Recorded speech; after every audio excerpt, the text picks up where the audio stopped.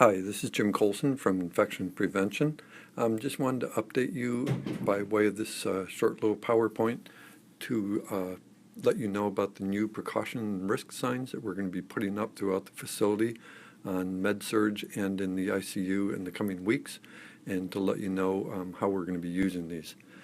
So we're hoping to tie together both nursing, infection control, environmental services, and other departments by way of these new signs that are going to be highly visible and attractive so that people can be able to quickly tell when a patient is on precautions. So the picture on the right is what these signs are going to look like. They're going to be permanently placed outside of each room on med-surg and in the ICU, and they're going to be right with or next to the existing room number signs. So you'll notice on the left-hand side the tabs. That's where you pull out each precaution sign. It has a different tab on it, and they're reversible, so some will be on the back. And these tabs are going to make it really easy and convenient to change precautions as we need them. Notice up on the top where it says welcome, there's tabs on that as well. So those are risk management signs. We'll talk about those in a little bit. And the pictures are of Vermont scenery, and those can be changed out. We have 2 pictures for each season, so there'll be plenty of diversity throughout the hallway, so you won't have to look at the same picture every time you pass a room.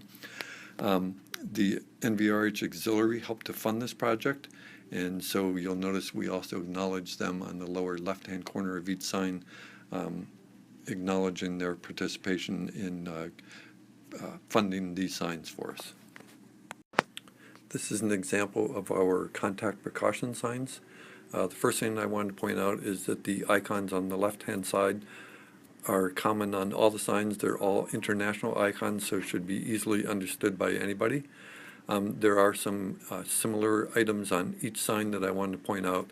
So, and I have these circled for you there in red. One of them is in addition to standard precautions, so each sign, or excuse me, each precaution is meant to supplement standard precautions.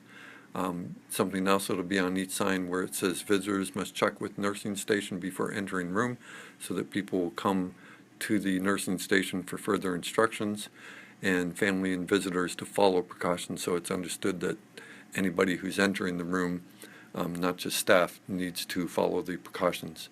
Down the bottom you'll see it's going to say never reuse disposable PPE, personal protective equipment, gloves, masks, gowns, all those should be used only once and discarded. And then something else that's down there that you can't quite make out on this picture is the red portion, this sign not to be removed except by environmental services staff only. This is so that environmental services people will know how they need to clean the room, and that the room was indeed occupied by someone with precautions, and it may need special services prior to be putting back into service for the next patient. These are examples of 2 more of our common signs we've seen before, droplet precautions and airborne precautions. Nothing really new on these, just a little different, and hopefully brighter and more visible so that everybody can see them. So here we have an example of another new sign for us, enteric contact precautions for those patients that might have C. difficile or possibly other viruses like norovirus, things like that.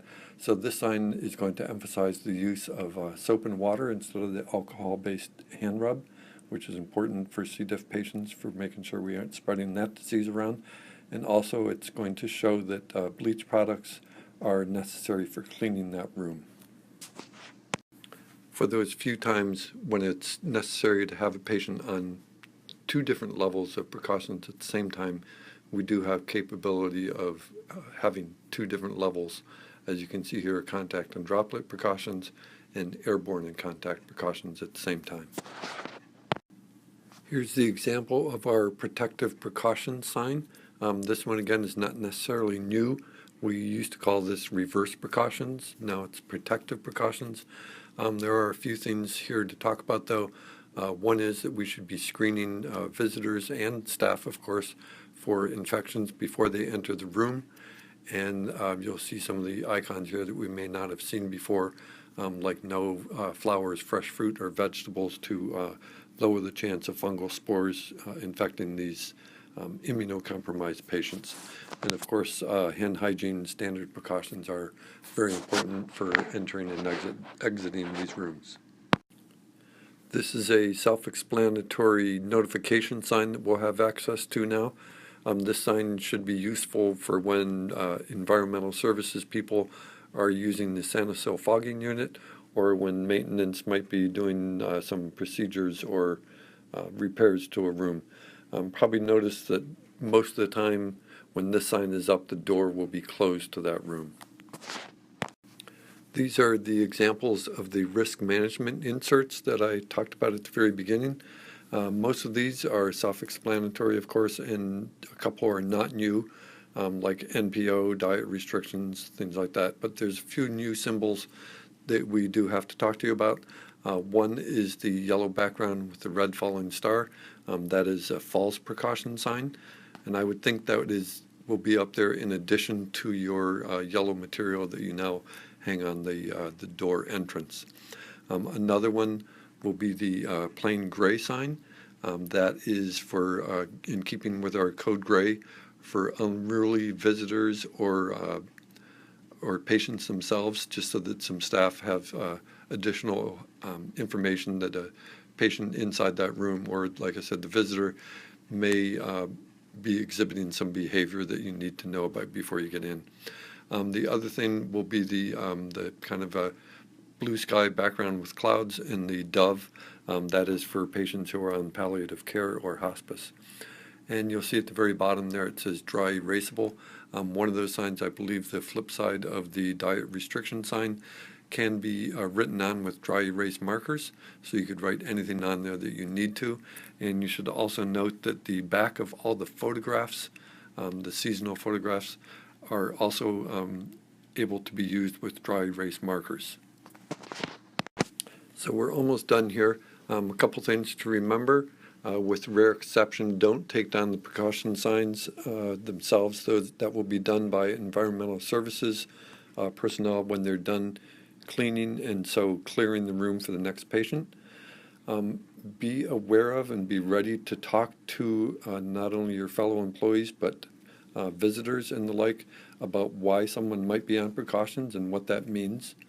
If you're a nurse, please make sure that the sign that you're putting up matches the entry in the electronic medical record. I put a little picture there of what that looks like.